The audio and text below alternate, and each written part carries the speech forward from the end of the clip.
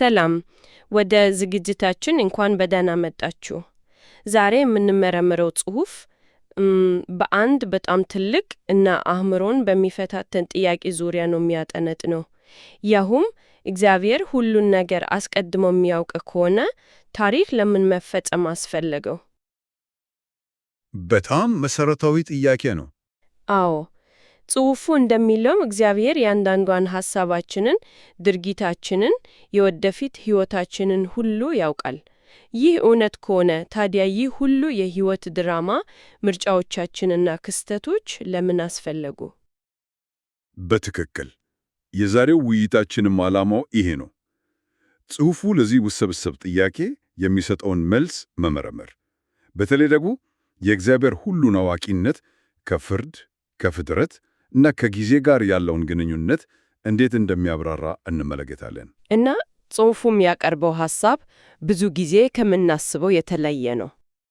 አዎ፣ በጣም ችግሩን የምንመለከተው ከእግዚአብሔር እይታ ብቻ አይደለም። ከተፈጠሩት ፍጡራን ማለቴ ከሰዎችና ከመላእክት እይታ ጭምር እንድንመለከት ያስገድደናል። እሺ፣ ጽሑፉ እንደሚለው የእግዚአብሔር ዕውቀት ለእርሱ ብቻ ሳይሆን ለፍጥረቱ ሁሉ ፍትሕ፣ ግልጽ እና ተቀባይነት ያለው እንዲሆን የሚያገለግል መሠረት ነው። የመረጃ ክምችት ብቻ አይደለም ማለት ነው። በፍጹም የፍትሕ ሥርዓቱ የማዕዘን ድንጋይ ነው የሚል መከራከሪያ ነው የሚያቀርበው። እሺ፣ እስኪ ከዚህ መሠረታዊ ሐሳብ እንጀምር። ጽሑፉ የእግዚአብሔር ዕውቀት ወሰን የለውም ሲል በጣም አስገራሚ ምሳሌ ይጠቀማል። ሲኦል በዕብራይስጥ ሼኦል እና ጥልቁ አባዶን እንኳ በፊቱ እንደ ተራቆቱ ይናገራል። አዎ፣ በእግዚአብሔር ፊት ሲኦል የተገለጠ ነው፣ ጥፋትም መከደኛ የለውም ይላል። ይህ ማለት ምንም የተሰወረ ቦታ የለም ማለት ነው። ከቦታም በላይ መዝሙረኛው አሳቤን ሁሉ ከሩቅ ታስተዋላለህ ሲል ወደ ውስጣችን ዘልቆ ሐሳባችንን እንደሚያውቅ ይገልጻል። ይህ ፍጹም ዕውቀት ለምን ይህን ያህል ወሳኝ ሆነ? ወሳኝ የሆነበት ምክንያት ጽሑፉ እንደሚለው ፍጹም ፍትሕ ሊኖር የሚችለው በፍጹም ዕውቀት ላይ ሲመሰረት ብቻ ነው። እስኪ እንዲህ ብለን እናስበው። እሺ፣ አንድ ዳኛ በችሎት ላይ ፍርድ ሲሰጥ ባለው መረጃና ማስረጃ ላይ ተመርክዞ ነው። አዎ፣ ባለው መረጃ ነው። ነገር ግን አንዲት ትንሽ የተደበቀች መረጃ ብትኖር ያቺ መረጃ የፍርዱን ሙሉ ሚዛን ልታዛባ ትችላለች። ገብቶኛል። ጽሑፉ የሚለው በእግዚአብሔር ፍርድ ላይ ግን ምንም የተሰወረ ነገር ስለሌለ፣ ምንም የተደበቀ ሐሳብ፣ ምንም ያልታየ ድርጊት፣ ፍርዱ ፍጹምና የማያዳላ ሊሆን ይችላል። በእርሱ ፊት ያልተገለጠ ፍጥረት የለም ይለው ለዚህ ነው ማለት ነው። በትክክል። ስለዚህ ሁሉን አዋቂነቱ የፍትሐዊነቱ ዋስትና ነው የሚል ጠንካራ መከራከሪያ ያቀርባል። ገብቶኛል። ስለዚህ ፍርዱ ለእኛ እንቆቅልሽ እንዳይሆን በእውቀት ላይ የተመሰረተ መሆኑን ማሳያ ነው። ይህ የእግዚአብሔር በሁሉም ቦታ መገኘት ሐሳብ ጽሑፉ ውስጥ ወዳለው ሌላ አስገራሚ ትንታኔ ይመራናል። መዝሙር 139 ላይ ከመንፈሴ ወዴት እሄዳለሁ የሚል ጥያቄ አለ። አዎ፣ ጽሑፉ የእግዚአብሔር መንፈስ የሚለውን ሐረግ ሲተነትን ሁለት ተለያዩ እይታዎችን ያቀርባል። ማለቴ ስለ ሥላሴ አካል ስለ ሆነው መንፈስ ቅዱስ ነው እያወራን ያለ ነው ወይስ ስለ መለኮታዊ መልእክተኛ? በጣም ጥሩ ነጥብ ነው። ጽሑፉ ሁለቱንም አማራጮች በጥንቃቄ ይመረምራል። የመጀመሪያው እይታ አዎ፣ መንፈስ የተባለው ራሱ መንፈስ ቅዱስን ያመለክታል ይላል። ይሄ እውነት ከሆነ ትልቅ አንድምታ አለው። በጣም ትልቅ። መንፈስ ቅዱስ በሁሉም ቦታና ጊዜ በአንድ ጊዜ ይገኛል ማለት ነው። ያው ኢየሱስ ወደ ሲኦል ከመውረዱ በፊትም እንኳ መንፈስ ቅዱስ በዚያ ይሠራ ነበረ የሚል ትርጉም ይዛን። ሁለተኛው እይታስ ከመጀመሪያው በጣም የተለየ ይመስላል። አዎ፣ ሁለተኛው እይታ ደግሞ በተለይ በብሉይ ኪዳን አውድ የእግዚአብሔር መንፈስ የሚለው ሐረግ የእግዚአብሔርን ትእዛዝ የሚያስፈጽም ኃያል መልአክን ሊያመለክት ይችላል ይላል። ልክ እንደ የእግዚአብሔር መልአክ ተብሎ ሲጠቀስ ማለት ነው። በትክክል የእግዚአብሔርን ሥልጣን ይዞ የሚንቀሳቀስ አካል። ስለዚህ ይህ መንፈስ የእግዚአብሔርን ፈቃድ የሚያስፈጽም ሰማያዊ ወኪል ሊሆን ይችላል የሚል ትንታኔ ይሰጣል። ነገር ግን ጽሑፉ አንድ ተጨማሪ ማብራሪያ ይሰጣል አይደል? መንፈስ የሚለው ቃል መንፈስ ቅዱስን ቢያመለክት ቋንቋ አሰራሩ ይለያይ ነበር ይላል። ልክ ነሽ። ይሄ በጣም ወሳኝ ነጥብ ነው። ጽሑፉ እንደሚለው መንፈስ የሚለው ቃል መንፈስ ቅዱስን ቢያመለክትም በብሉይ ኪዳን የነበረው አሰራሩ ኢየሱስ ካረገ በኋላ በአማኞች ልብ ውስጥ ከማደሩ ፈጽሞ የተለየ ነበር። እንዴት ነው ልዩነቱ? በብሉይ ኪዳን መንፈስ ቅዱስ በሰዎች ላይ ይወርድ ነበር። ለምሳሌ በነቢያት ላይ ተጽዕኖ ያደርግ ነበር። ከውጭ ማለት ነው። አዎ።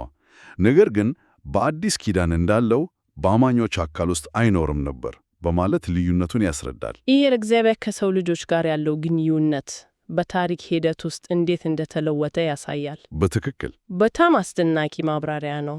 እሺ፣ አሁን አእምሮን ወደሚፈታተነው የጽሑፉ ክፍል እንለፍ። የሐሳብ ነው ብዙ ጥያቄዎችን የሚፈጥረው ስለ መጽሐፉ። አዎ፣ ጽሑፉ ከመዝሙር 139:16 በመነሳት ስለ የእግዚአብሔር መጽሐፍ ይናገራል። ጥቅሱ ያልተሰራ አካሌን ዓይኖቼ አዩኝ፣ ለእኔ የተወሰኑት ቀኖች ገና አንድ ስንኳ ሳይኖር በመጽሐፈ ተጻፉ ይላል። ቆይ እስኪ ይህ ማለት የሕይወቴ ታሪክ በሙሉ ከመውለዴ በፊት ተጽፏል ማለት ነው? ያው ጥሬ ንባቡ የሚለው ይህን ነው። ታዲያ የምርጫ ነጻነትስ አለኝ? ለአድማጭ የመጀመሪያው ጥያቄ ይሄ ይመስለኛል አይደል? ትክክለኛ ጥያቄ ነው። ጽሑፉ ይህንን ለመፍታት የሚሞክረው የእኛንና የእግዚአብሔርን የጊዜ አረዳዳድ በመለየት ነው። እሺ፣ እኛ በጊዜ ወንዝ ውስጥ የምንፈስ ነን። ያለፈ፣ የአሁን እና የወደፊት አለን። ጽሑፉ እንደሚለው እግዚአብሔር ከጊዜ ወንዝ ውጭ ቆሞ ሙሉውን ወንዝ ከመነሻው እስከ መድረሻው በአንድ ጊዜ ያየዋል። በምሳሌ ቢያብራሩልን። እስኪ እንዲናስበው። እኛ ታሪክን የምናየው በመኪና ውስጥ ሆነን በመስኮት እንደማየት ነው። መንገዱ ቀስ በቀስ እየታየን ያልፋል። ገብቶኛል። እግዚአብሔር ግን ከሄሊኮፕተር ሆኖ ሙሉውን መንገድ ከመነሻ እስከ መድረሻ በአንድ ጊዜ እንደሚያይ ነው። ለእርሱ ቀጥሎ ምን ይመጣል የሚል ጥያቄ የለም፣ ምክንያቱም ሁሉንም በአንድነት ያየዋል። ስለዚህ መጽሐፉ የተጻፈው እግዚአብሔር ራሱ እንዲያስታውስበት ሳይሆን ለሌላ ዓላማ ነው ማለት ነው? በትክክል። እግዚአብሔር ምንም ነገር መማርም ሆነ ማስታወስ አያስፈልገውም። ጽሑፉ እንደሚጠቁመው ይህ መጽሐፍ የእግዚአብሔርን ፍጹም ዕቅድ ለሌሎች ሰማያዊ ፍጡራን፣ ለምሳሌ ለመላእክት የሚገልጽ መዝገብ ሊሆን ይችላል። ለምን ለእነርሱ አስፈለገ? ምክንያቱም እነርሱ በጊዜ ውስጥ ስለሚኖሩ። ስለዚህ ይህ መዝገብ የእግዚአብሔርን ሉዓላዊ ዕቅድ እንዲረዱ፣ እንዲፈጽሙ የሚረዳቸው መሳሪያ ሊሆን ይችላል። እሺ። እና የወደፊቱን ማወቅን በተመለከተ ጽሑፉ ያለው አቋም የማያወላውል ነው። ጊዜን የፈጠረው እርሱ ብቻ ስለሆነ ከጊዜ በላይ ሆኖ የወደፊቱን ማወቅ የሚችለው እርሱ ብቻ ነው። በኢሳይያስ ላይ የቀረበውን ፈተና ይጠቅሳል አይደል? ነገም እንደሚሆን ነገሩን የሚለውን። አዎ፣ የወደፊቱን ማወቅን እንደ ወሳኝ የመለኮት ማረጋገጫ ነው የሚያቀርበው። የሺ ይህ በጣም ምክንያታዊ ማብራሪያ ነው። ይህም ወደ መጀመሪያው ጥያቄያችን ይመለሰናል። እግዚአብሔር የሁሉንም ሰው የልብ ሐሳብና ዝንባሌ የሚያውቅ ከሆነ፣ የሕይወት ታሪካችን በሙሉ በፊቱ ግልጽ ከሆነ፣ ለምንድን ነው በድርጊት ላይ የተመሰረተ ፍርድ የሚያስፈልገው? በቀጥታ በልብ ሐሳብ ላይ ተመሰርቶ መፍረድ አይችልም ነበር? ለምን ይህ ሁሉ ድራማ አስፈለገ?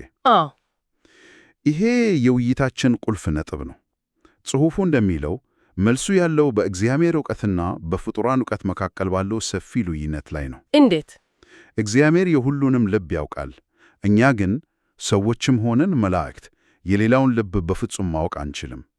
ሐዋርያው ጳውሎስ በእርሱ ውስጥ ካለው ከሰው መንፈስ በቀር የሰውን ነገር የሚያውቅ ማን ነው ሲል ይህንኑ ነው የሚገልጸው። የሌላ ሰው ውስጣዊ ሐሳብ ለእኛ የተዘጋ ሳጥን ነው። በትክክል ገብቶኛል።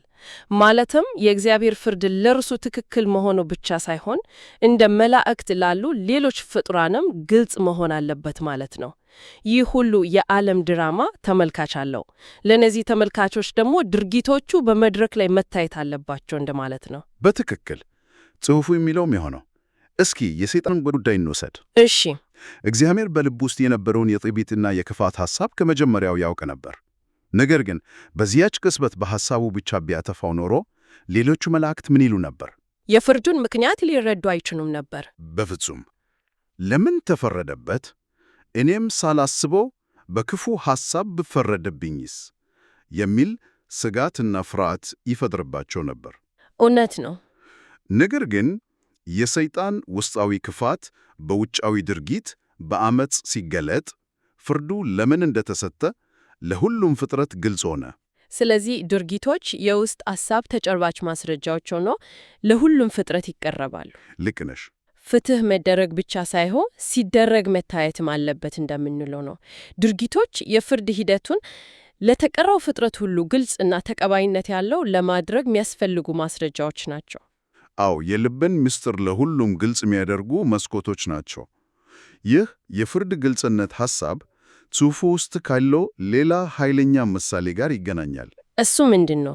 እግዚአብሔር ከጊዜና ከፍጥረት ጋር ስላለው ግንኙነት ሲያብራራ ከመዝሙር 73 ላይ ጌታ ሆይ ስትነሳ መልካቸውን እንደምንትንቅ ሰው ከሕልሙ እንደሚነቃ ትሆናለህ የሚለውን ይጠቅሳል። ለእግዚአብሔር ጊዜና ምድር እንደ ሕልም ናቸው ማለት ነው። ይህ በጣም ከባድ ዘይቤ ነው። ከባድ ነው፣ ግን ያው የእግዚአብሔርን ወሰን የለሽነትና ከፍጥረት በላይ መሆኑን ለማሳየት ነው። እኛ በጊዜና በቦታ ውስጥ ስለምንኖር እነዚህ ነገሮች ለእኛ ትልቅና እውነተኛ ናቸው። በእርግጥ ጽሑፉ እንደሚለው ወሰን ከሌለው ከእግዚአብሔር አንጻር ሲታይ ግን ጊዜና ምድርን ጨምሮ ፍጥረት ሁሉ እርሱ ደግፎ የያዘው ትንሽ ነገር ነው። ሰው ከእንቅልፉ ሲነካ የሌሊቱን ሕልም እንደማይቆጥረው ሁሉ ልክ እንደዛ ከእርሱ ታላቅነት አንጻር ፍጥረት እዚህ ግባ የሚባል አይደለም። እርሱ በፍጥረት መጀመሪያም ሆነ በመጨረሻው ፍርድ ላይ በአንድ ጊዜ አሁን ይገኛል። ይህ ለእኛ አእምሮ ለመረዳት የሚከብድ ጽንሰ ሐሳብ ነው። አንድ ደቂቃ፣ ይህ እግዚአብሔር ራሱን የሚሰውርበትን ምክንያት ከሚያብራራው የጽሑፉ ክፍል ጋር ይገናኛል። በኢሳይያስ አንተ በእውነት ራስን የሚሰውር አምላክ ነህ ይላል። ብዙ ጊዜ እግዚአብሔር ሩቅ እንደሆነ ይሰማናል። አዎ፣ ጽሑፉ እንደሚለው ግን ራሱን የሚሰውረው ለፍጡራን ደህንነት ነው፣ ከኃይሉና ከቅድስናው ሊጠፉ ስለሚችሉ። በጣም ጥሩ አገላለጽ ነው። ጽሑፉ የሚጠቁመው ይሄው ነው። የእርሱ ፍጹም ቅድስናና ኃይል ፍጹምና የሌለውና የኃጢአት ዝማሌ ላለው ፍጡር የሚቋቋመው የለም። ራሱን ሙሉ በሙሉ ቢገልጥ ሊያጠፋኝ ይችላል። አዎ፣ ሊጠፉ ይችላሉ።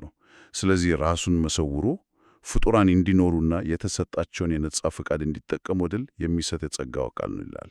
በጣም ግሩም ነው። የዛሬውን ውይይታችንን ለማጠቃለል ወደ መጀመሪያው ጥያቄያችን እንመለስ። እግዚአብሔር ሁሉንን ካወቀ ታሪክ ለምን አስፈለገ? በቃ በጽሑፉ መሠረት ታሪክ የሚያስፈልገው ለእግዚአብሔር ሳይሆን ለፍጡራን ነው። የእግዚአብሔር ፍጹም እውቀት የፍትህ መሠረት ሲሆን፣ ድርጊቶች ደግሞ ይህ ፍትህ ለሁሉም ፍጥረት ለመላእክትም ለሰዎችም ግልጽ ሆኖ እንዲታይ የሚያደርጉ ማስረጃዎች ናቸው። ልክ ነው። እግዚአብሔር ከጊዜ በላይ ስለሆነ መጨረሻውን ከመጀመሪያው ያውቃል። እኛ ግን በጊዜ ውስጥ ሆነን ምርጫዎቻችንን እናደርጋለን እና እነዚህም ምርጫዎች የልባችንን ዝንባሌ ለሁሉም ያሳያሉ። በትክክል አጠቃለልሽው። እናም ይህ አንድ የመጨረሻ ሐሳብ እንድናነሳ ያደርገናል። እሺ፣ ጽሑፉ የእግዚአብሔር የሕይወት መጽሐፍ መቼ እንደተጻፈና ሰይጣን ስለ ኢየሱስ ቤዛነት ዕቅድ ምን ያህል ያውቅ እንደነበር የተለያዩ አመለካከቶች እንዳሉ ይጠቁማል። አዎ፣ ይህን ጠቅሷል። ይህ ወደ አንድ አስደናቂ ጥያቄ ይመራናል። መለኮታዊ ምስጢራት ለተፈጠሩ ፍጡራን፣ ለመላእክትም ሆነ ለሰዎች በተለያየ ጊዜና ደረጃ መገለጡ የፍጥረትን ታሪክ ሂደት እንዴት ይቀርጸዋል? በጣም ጥልቅ ጥያቄ ነው። በሌላ አነጋገር ታሪክ ማለት አስቀድሞ የተጻፈ ድራማን መተወን ብቻ ሳይሆን መረጃዎች ደረጃ በደረጃ የሚገለጡበት ሂደትም ነው ማለት ነው። የትኛው የተሰወረ መረጃ ሲገለጥ ነው የታሪክን አቅጣጫ ሙሉ በሙሉ የሚቀይረው? አዎ፣ ይህ አድማጮ በእግዚአብሔር ቅድመ ዕውቀትና በታሪካዊ ክስተቶች መካከል ስላለው መስተጋበር በጥልቀት እንዲያስቡበት የሚጋብዝ ጥያቄ ነው።